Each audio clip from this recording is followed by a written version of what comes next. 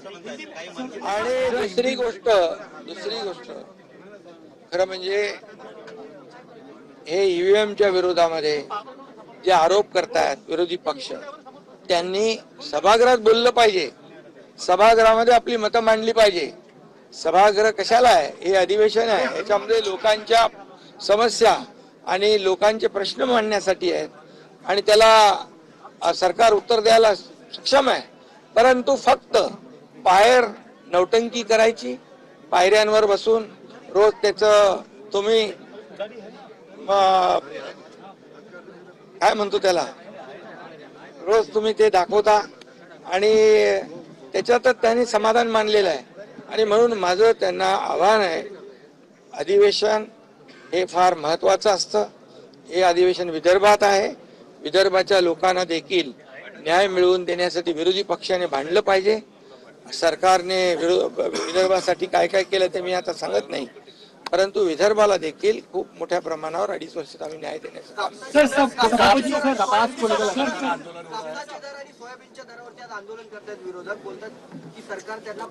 अरे बाबा, आमच्या महायुती सरकारने 5-5 हजार रुपये हेक्टरी कापूस आणि सोयाबीनला जो गॅप फिल करण्यासाठी त्याचं नियोजन केलं, त्याचं वाटप सुरू आहे.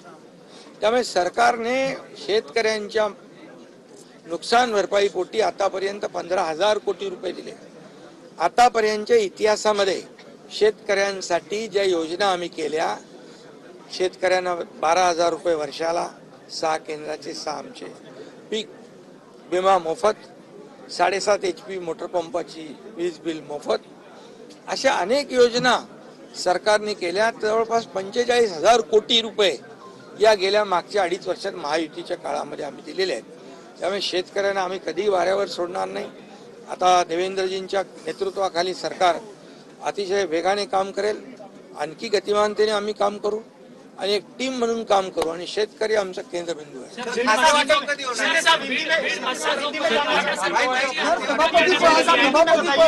मराठा समाजाच्या सरपंचाची निर्घुणपणे हत्या करण्यात आलेली आहे. त्याचा थेट आरोप जो आहे तो धनंजय मुंडे यांच्या निकटवर्ती असलेले वाल्मिक कराडांवरती जातोय. मराठा समाजासाठी सातत्याने तुम्ही काम केलेलं आहे, तुम्ही आंदोलनं केली, तुम्ही आरक्षणासाठी या बाबतीमध्ये चर्चेला अध्यक्षांनी संधी दिलेली आहे आणि मुख्यमंत्री महोदय स्वतः या घटनेच्या बाबतीमध्ये चर्चेला उत्तर देणार आहे.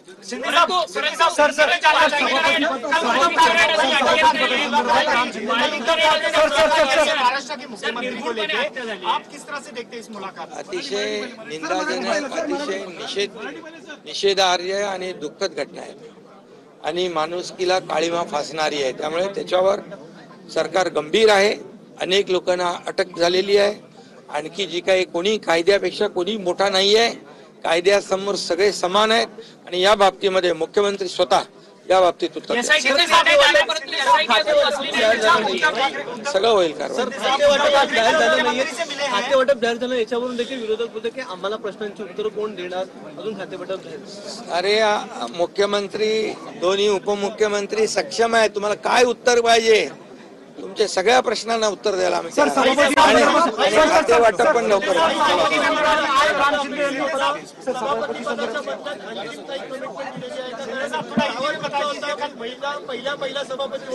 आम्ही महायुती म्हणून काम करतोय. कुठलेही पद, हे पद मला पाहिजे, ते पद त्यांना पाहिजे, पदांसाठी आमची भांडणं नाहीत. पदांसाठी कुठलाही संघर्ष नाही.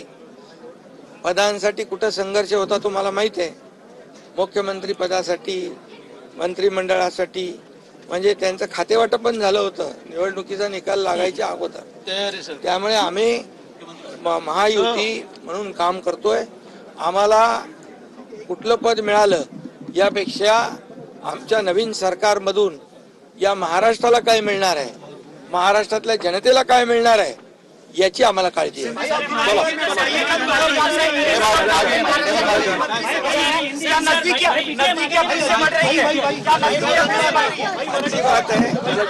मुख्यमंत्री जी को तो सभी लोग मिलते हैं, सभी विरोधी पक्षों के लोग भी मिलते हैं, पक्षों के नेता मिलते हैं, लेकिन उन्होंने खुद के गिरेबान में झांक कर देखना चाहिए कि हमने इनके बारे में क्या शब्द इस्तेमाल किए थे।